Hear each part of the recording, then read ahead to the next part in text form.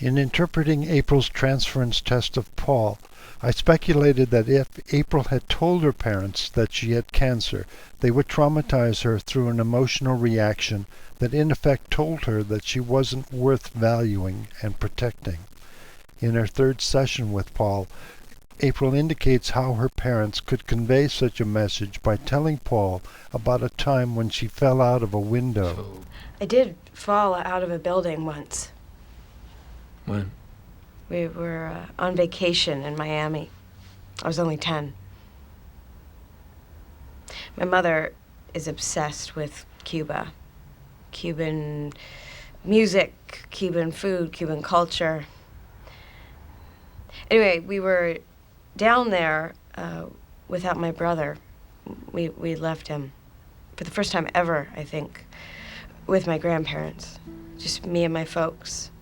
And I remember this one night, there was a band playing Cuban music down below, and my parents started to dance right there in the hotel room. And I went over to the window so that I could watch them dance and feel the breeze from the ocean on my back at the same time. Somehow, I don't even know how it happened. I fell out the window. I must have just leaned back and fallen. I landed on the awning, one floor below. I mean, I was fine. I just lay there for a second, and I looked up at the window, and then I slid off and landed on the sidewalk. Do you remember feeling frightened? I remember as soon as my feet hit the sidewalk, I started to bawl. And then I walked back into the hotel and I rode the elevator up. And I looked in the mirror and I made myself stop crying. So you could stop crying just like that?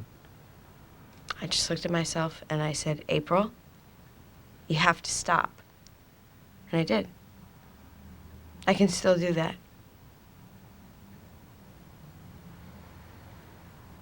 When I walked back into the room, my mother had her head on my dad's shoulder. They were still dancing. They hadn't noticed you were gone? No. Why did you have to stop crying? What? I mean, you were 10 years of age, you'd fallen out the window. Why couldn't you cry to your mother? She was so happy. The way she held my father in that room, the way they swayed. My mother closed her eyes as they swayed. My mother never closes her eyes. Why not? She can't take them off Daniel.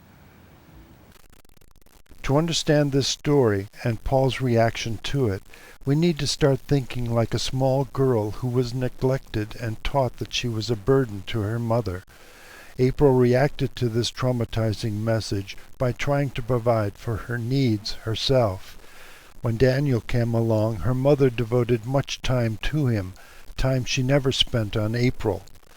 April tried to make sense of this disparity by supposing that her mother gave Daniel so much attention because he insisted on it, and that April would receive attention too if she did something that demanded it.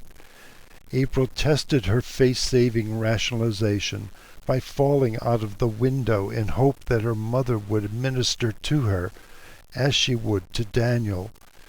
She didn't cry while on the awning because her parents had failed her test, creating the hurtful possibility that they would hear her and ignore her once again. This fear is why she stopped crying before going back into the hotel room, too. We couldn't stay. We had to get back. Daniel had stopped eating, gone back to hitting himself. My grandparents called in a panic. My mother went to the airport and got the next flight home. My dad and I drove back that night. Daniel wouldn't even look at us. He couldn't speak. It's like we'd set him back 3 years. My mother never forgave herself for that trip. April, you're an empathic person.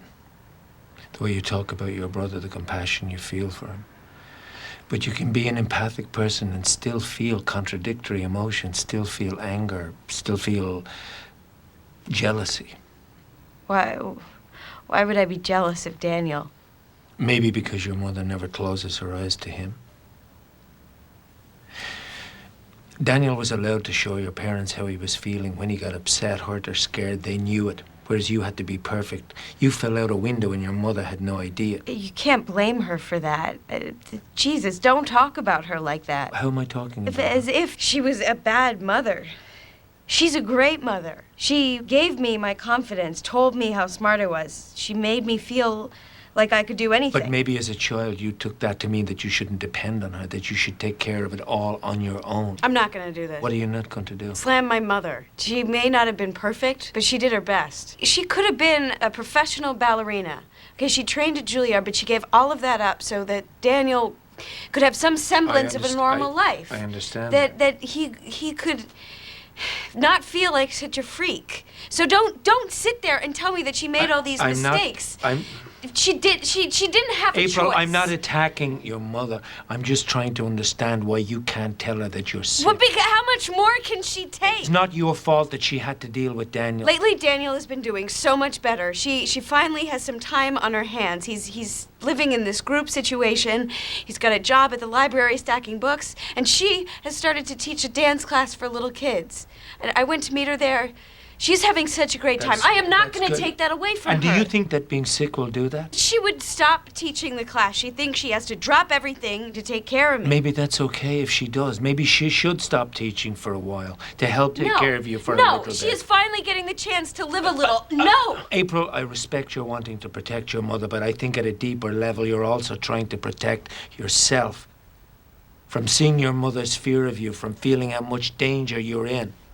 You say that you want to protect her, but surely you know that if you were to die, she would never, and I know this, I can tell you this as a father, if that happened to me, I would never, ever recover. Listen to me. You have to begin chemo immediately. I think the reason you haven't is because you're scared to go through it alone. Is there anyone you can imagine yourself telling? Anyone who you would want to be there with you?